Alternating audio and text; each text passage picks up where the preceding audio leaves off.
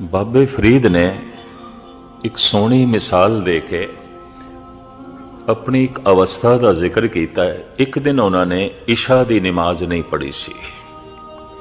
ਇਸ਼ਾ ਦੀ ਨਮਾਜ਼ ਜਦ ਸੂਰਜ ਗਰੂਬ ਹੋ ਜਾਂਦਾ ਹੈ, ਆਸਮਾਨ ਤੇ ਲਾਲੀ ਛਾ ਜਾਂਦੀ ਹੈ, ਉਸ ਸਮੇਂ ਵੀ ਇੱਕ ਮੁਸਲਮਾਨ ਨਮਾਜ਼ ਪੜ੍ਹਦੇ ਨੇ, ਉਹਨੂੰ ਇਸ਼ਾ ਦੀ ਨਮਾਜ਼ ਕਹਿੰਦੇ ਨੇ।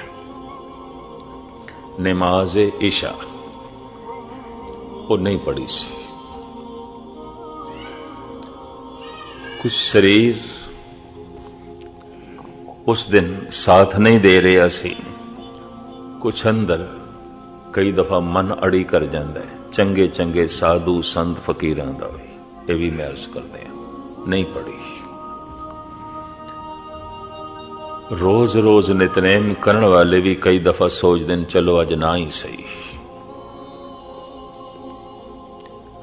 ਰੋਜ਼ ਰੋਜ਼ ਅੰਮ੍ਰਿਤ ਵੇਲੇ ਉੱਠਣ ਵਾਲੇ ਵੀ ਕਈ ਦਫਾ ਫੈਸਲਾ ਕਰ ਲੈਂਦੇ ਨੇ ਚਲੋ ਅੱਜ ਨਾ ਹੀ ਸਹੀ। ਇਹ ਜੋ ਮੈਂ ਤੁਹਾਨੂੰ ਸੁਣਾ ਰਿਹਾ ਇਹ ਬਹੁਤਿਆਂ ਦੀ ਜ਼ਿੰਦਗੀ ਦੀ ਘਟਨਾ ਹੈ। ਚਲੋ ਰੋਜ਼ ਤੇ ਉੱਠਦੇ ਹਾਂ, ਅੱਜ ਨਾ ਹੀ ਸਹੀ।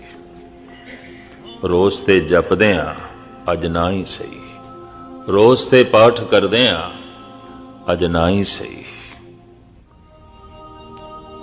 ਬਾਬਾ ਫਰੀਦ ਕਹਿੰਦੇ ਨੇ ਇਸ ਤਰ੍ਹਾਂ ਹੀ ਮਨ ਨੇ ਆਖਿਆ, ਰੋਜ਼ ਤੇ ਇਸ਼ਾ ਦੀ ਨਮਾਜ਼ ਪੜ੍ਹਦੇ ਹਾਂ, ਅੱਜ ਨਾ ਹੀ ਸਹੀ। ਕੀ ਫਰਕ ਪੈਂਦਾ ਹੈ? ਨਹੀਂ ਪੜ੍ਹੀ, ਇਸ਼ਾ ਲੰਘ ਗਈ। ਤੇ ਮੁਸਲਮਾਨਾਂ ਦੇ ਚ ਇੱਕ ਕਹਾਵਤ ਹੈ, ਵੇਲੇ ਦੀ ਨਮਾਜ਼ ਕੁਵੇਲੇ ਦੀਆਂ ਟੱਕਰਾਂ।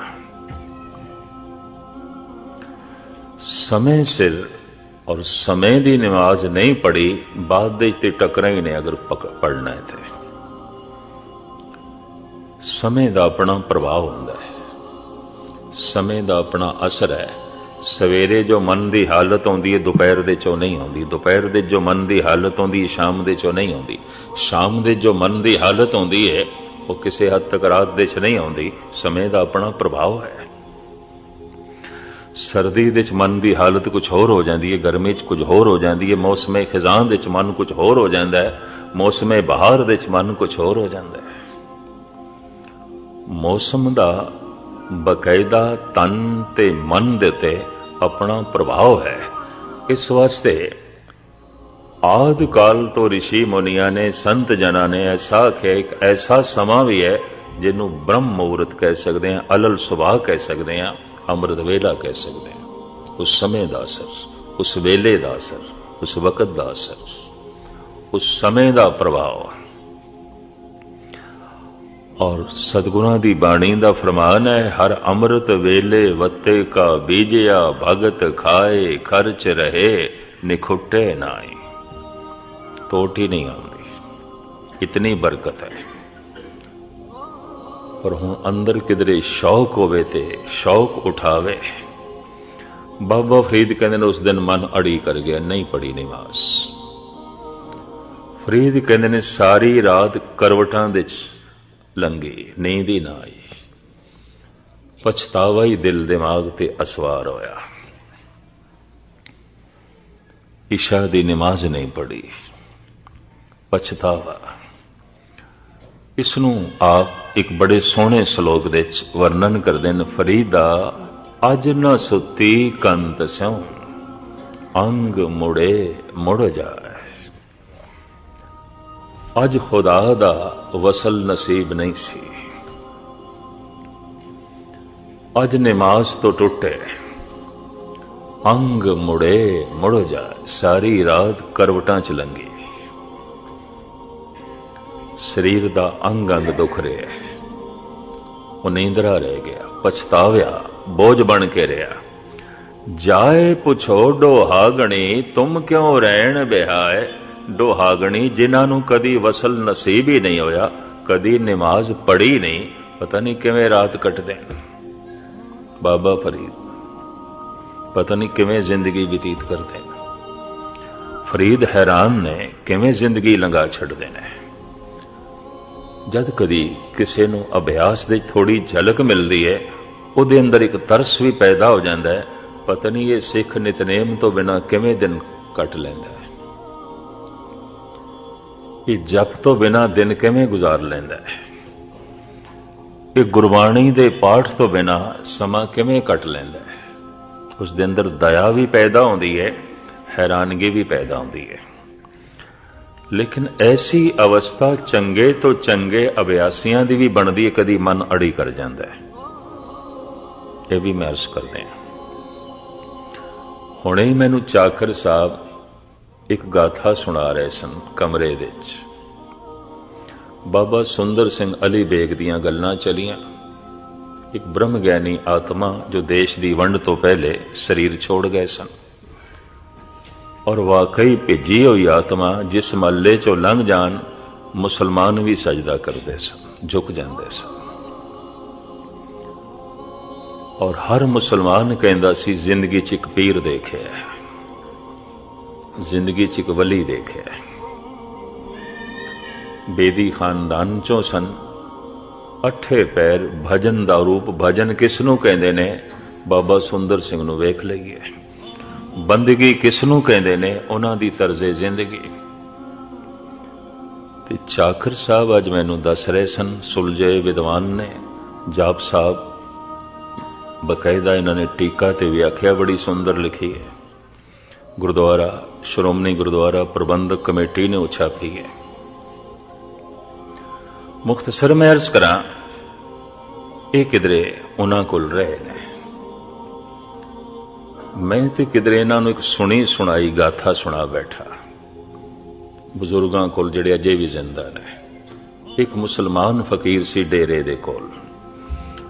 ਉਹ ਬਾਬਾ ਸੁੰਦਰ ਸਿੰਘ ਜਦ ਰੋਟੀ ਲਿਆਣ ਤੇ ਖਾਂਦਾ ਸੀ, ਉਂਝ ਨਹੀਂ ਖਾਂਦਾ ਸੀ।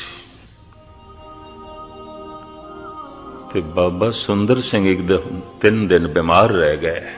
ਰੋਟੀ ਨਹੀਂ ਪਹੁੰਚਾਈ, ਨਹੀਂ ਖਾਧੀ ਉਹਨਾਂ। ਮੀਰਪੁਰ ਦੀ ਉਹ ਬੋਲੀ ਬੋਲਦਾ ਹੁੰਦਾ ਸੀ। ਰਾਵਲਪਿੰਡੀ ਤੇ ਕਸ਼ਮੀਰ ਦੀ ਬੋਲੀ ਦੀ ਝਲਕ ਸੀ ਉਸਦੀ। ਮੁਸਲਮਾਨ ਆ ਕੇ ਤਰਲੇ ਲੈਣ, ਫਕੀਰ ਸਾਈਂ ਰੋਟੀ ਖਾਓ।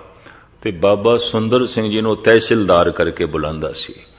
ਮੈਂ ਕੀ ਤਹਿਸੀਲਦਾਰ ਆਵੇਗਾ ਖਿਲਾਵੇਗਾ, ਉਂਝ ਨਹੀਂ। ਬੋਲੀ ਉਧਰ ਦੀ ਬੋਲਦਾ ਸੀ। ਮੇਰਾ ਤਹਿਸੀਲਦਾਰ ਆਏਗਾ ਖਿਲਾਏਗਾ, ਉਂਝ ਨਹੀਂ। ਔਰ ਗਜ਼ਬ ਦੀ ਗੱਲ, ਜਿਸ ਦਿਨ ਉਸਨੇ ਚਲਾਣਾ ਕਰਨਾ ਸੀ, ਜਾਣਾ ਸੀ, ਬਾਬਾ ਸੁੰਦਰ ਸਿੰਘ ਤੋਂ ਕੁਝ ਅਰਸਾ ਪਹਿਲੇ ਗੁਜ਼ਰ ਗਿਆ। ਤੇ ਬਾਬਾ ਸੁੰਦਰ ਸਿੰਘ ਨੂੰ ਬੁਲਾ ਕੇ ਕਹਿਣ ਲੱਗਾ, ਅੱਜ ਮੇਰਾ ਵਿਆਹ ਵੇ, ਮੇਰੇ ਵਾਸਤੇ ਨਵੇਂ ਕੱਪੜੇ ਲਿਆ। ਬਾਬਾ ਸੁੰਦਰ ਸਿੰਘ ਸਿਲਾ ਕੇ ਲਿਆ, ਚੋਲਾ ਲਿਆ, ਤਹਿਮਤ ਲਿਆ, ਸਿਰ ਤੇ ਕੁੱਲਾ ਬੰਦਾ ਸੀ, ਤੁਰੇ ਵਾਲੀ ਪੱਗ ਉਹ ਦਿੱਤੀ।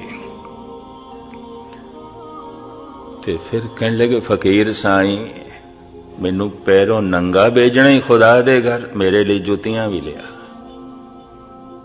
ਫਿਰ ਬਾਬਾ ਸੁੰਦਰ ਸਿੰਘ ਬਾਜ਼ਾਰ ਗਏ, ਜੁੱਤੀ ਵੀ ਲਿਆ ਉਸ ਵਾਸਤੇ। ਬਸ ਜੁੱਤੀ ਪਹਿਨੀ ਤੇ ਇੰਜ ਸਲਾਮ ਕਰਕੇ ਚਲਾਣਾ ਕਰ ਗਿਆ। ਜਾਂਦਾ ਰਿਹਾ ਉਹ ਫਕੀਰ। ਬਾਬਾ ਸੁੰਦਰ ਸਿੰਘ ਉਸ ਦੀਆਂ ਰਮਜ਼ਾਂ ਜੋ ਹੈ ਜਾਣਦੇ ਸਨ। ਚਾਕਰ ਸਾਹਿਬ ਅੱਜ ਮੈਨੂੰ ਦੱਸਣ ਲੱਗੇ ਵੀ ਬਾਬਾ ਸੁੰਦਰ ਸਿੰਘ ਦਾ ਵੀ ਮਨ ਇੱਕ ਦਿਨ ਅੜੀ ਕਰ ਬੈਠਾ। ਅੰਮ੍ਰਿਤ ਵੇਲਾ ਸੀ ਤੇ ਸੀਤ ਲਹਿਰ ਚੱਲ ਰਹੀ ਸੀ, ਬਹੁਤ ਠੰਡ, ਕਿਉਂਕਿ ਕਸ਼ਮੀਰ ਦੀ ਘਾਟੀ ਦੇ ਥੱਲੇ ਹੀ ਸੀ ਅਲੀ ਬੇਗ। ਭਾਵੇਂ ਨੇੜੇ ਗੁਜਰਾਤ ਤੇ ਜੇਲਮ ਜ਼ਿਲ੍ਹਾ ਲੱਗਦਾ ਸੀ, ਪਰ ਇਹ ਕਸਬਾ ਕਸ਼ਮੀਰ ਦੇ ਵਿੱਚ ਪੈ ਜਾਂਦਾ ਸੀ। ਆਖਰੀ ਕਸਬਾ, ਅੱਗੋਂ ਪੰਜਾਬ ਸ਼ੁਰੂ ਹੋ ਜਾਂਦਾ ਸੀ। तो ठंड काफी सी। मन अड़ी कर गया, इतनी सीत लहर है। और उस जमाने सतपुरुष इस तरह दी आत्मावां करीबन करीबन ठंडे पानी नाल नहांदियां सन, गर्म पानी का रिवाज ही नहीं सी। ये सहजे सहजे सब कुछ बदले। भाई सीत लहर है, ठंड है, पानी बड़ा ठंडा है, अज नहीं नहांदे। कशमकश चली। उस कशमकश दे च अमृत वेले दा नितनेम जप ये भी दुबदा च रहा। होया कि अजे सूरज नहीं निकले, अजे अंधेरा है। एकदम चले गए दूर, नदी वगदी सी, नहर ठंडी। उस ठंडी नहर च खड़े हो गए। कहन लगे, हे मना, तू ठंड करके अज आलस कीता, अज तेनों सजा देनी है, मुड़ के अड़ी नहीं करेगा। मैनूं चाकर साहब दसदे रहे, डेरे च सवेर होई ते लोकी लभन बाबा जी कित्थे ने। कोई 9 बजे के करीब जब धुप निकली, पूरा चानना होया ते पता चलिया नहर दे च खड़े ने। लियांदा बाबियां नूं पुछया, ऐसा क्यों? कहंदा की करी, अज मन अड़ी कर गया। तो इस तो मैं अंदाजा लगाया बाबा फरीद मामूली तपीश्वर नहीं है, पहुंचे होया सूफी संत है। कहंदा कर गया मन अड़ी, अज न सुती कंत स्यों, अंग मुड़े मुड़ जाए, जाए पुछो डोहागणी, तुम क्यों रहन बिहाए। इस वास्ते मन नाल ते हर वक्त जंग करनी पैगी। और इस पंक्ति दे कुछ होर भी अर्थ ना कर लेना। कलगीधर पिता दी पंक्ति, खालसा सो जो करे नित जंग, खालसा सो जो चढ़े तुरंग, नित जंग, हर वक्त लड़े।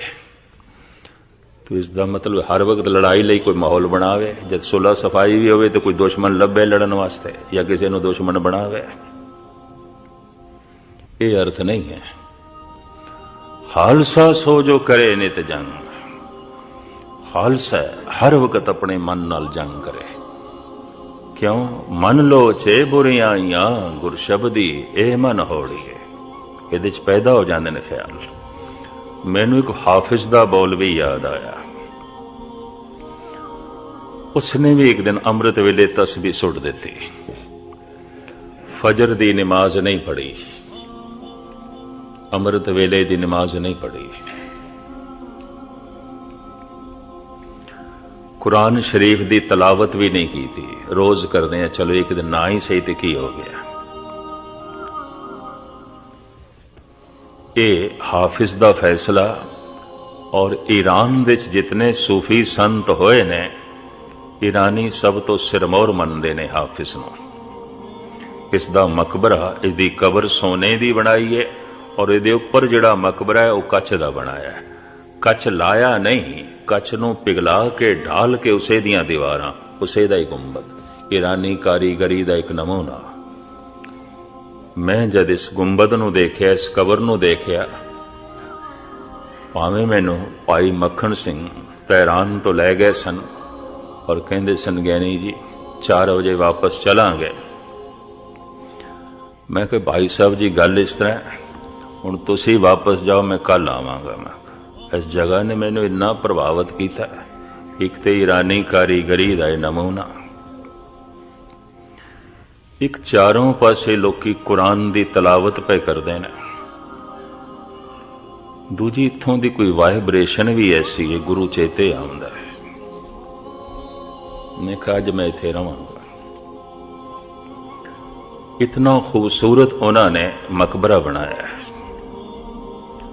लेकिन मैं उसका कलाम पढ़ के हैरान होया, ओदा मन भी अड़ी कर गया। और पता है की कहंदा है, मरा दर मंजिले जाना चे अमनो ऐश चों हरदम। ऐ खुदा, सुनिया सी जो तेरे रस्ते ते चल रहे ने, बड़ा सुकून है, बड़ा आनंद है, बड़ा रस है। साडी झोली दे ते सिवाए चिंता, दुख, कलेश, तनाव तो होर कुछ नहीं। हाफिज सुने तू आनंद है, सुने तू महारस है, सुने तू नूर ही नूर है, पर साडी दुनिया दे ते सिवाए अंधेरे तो होर कुछ भी नहीं है। होवेगा तू नूर। तस्बीह परों रख दी, मन बागी हो गया।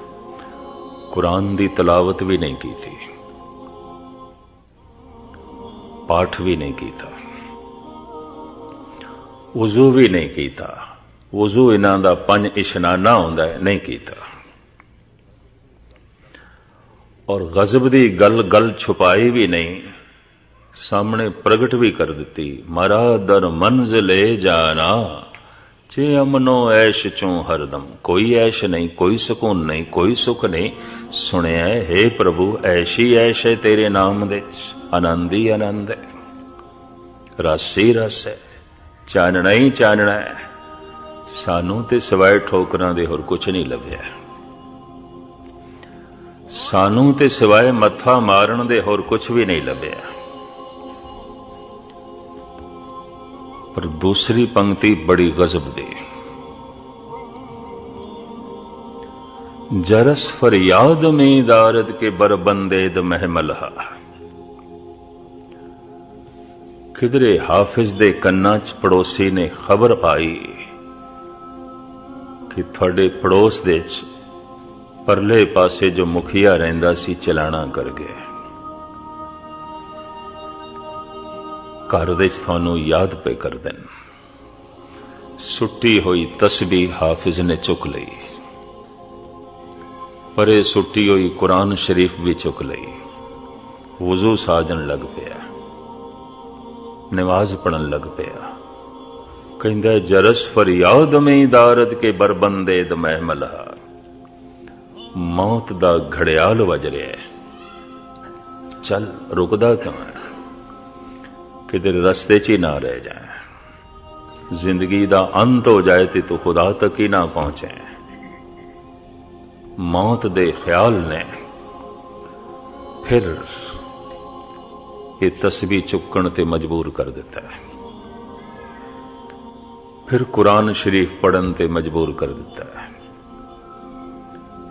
फिर मैं वुजू साजे और अगां चल के कहंदा है शबे तारीक बीमे मौज गर्दा वेचो नहीं आयल, कुजादा निंदे हाले मां सुबुक सारा ने साहिल है। कहंदा खड़ा मैं उरारां ते पारला कंडा ते मैनू दिखाई नहीं देंदा। संसार दे च मैं खड़ा, निरंकार दी ते कोई समझ कोई नहीं, कुछ भी झलक नहीं। धन दे च मैं खड़ा, धर्म दा ते कोई बोध नहीं। पदार्थां दे च मैं बैठा हां, परमात्मा दी ते कोई समझ नहीं। प्रभाव दे च जी रहा मैं संसार दे, खुदा दा ते कोई प्रभाव नहीं। परला कंडा मैनू नहीं दिखाई देंदा, भाव खुदा नहीं दिखाई देंदा, कुछ समझ नहीं, कुछ पता नहीं। शबे तारीक बीमे मौज गर्दा वेचो नहीं आए, पारला कंडा भी नहीं दिखाई देंदा ते शबे तारीक रात भी हनेरी है। ते दरिया दे च घुमण घेरी भी बड़ी है, ते पार जान दे शौक करके भावें कंडा मैनू नहीं दिखाई देता। खुदा दा एक शौक, भावें खुदा दी समझ कोई नहीं। चल पिया और दरिया दे च पैर पा बैठा, घुमण घेरी च फस गया। आप दी ज्ञात लई अर्ज करा, मनुख दे अंदर एक कोई बुरा विचार आ जाए ना अंदर, वो अंदर घुमण घेरी बना देंदा है और उसे तरह का विचार बार बार आवेगा, बार बार उसे तरह का आवेगा। थोड़ी जी भी तब्दीली नहीं होगी, उसकी थोड़ा जिहा भी परिवर्तन नहीं होगा। वो अपनी रेखा बना जाता है, वो अपना घेरा बना जाता है। जरूर सोचना, अंदर झात मारना, गुस्ताखी माफ। एक बुरा विचार आ जाए, जिस ढंग का आया है पहली दफा, हुण जो पहली दफा आया है बार बार आएगा, क्योंकि घेरा बन गया है। उन्हें अपना दायरा बना लिया है, उसने अपनी जगह बना ली है। बार बार आएगा और उसे तरह ही आएगा, बिना तब्दीली तो आएगा। जो थोड़े बहुत कदी अंतर्मुखी होंदे होवन, सिर्फ गुरुद्वारा मनोरंजन ही नहीं, समा पास करने का ढंग नहीं, कदी कदी जो जात मारदे रोंदे ने ऐसे पुरुष।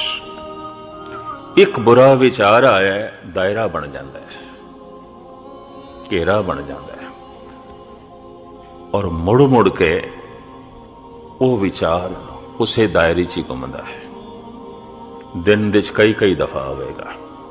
शायद रात नूं सुपनियां च भी आवे।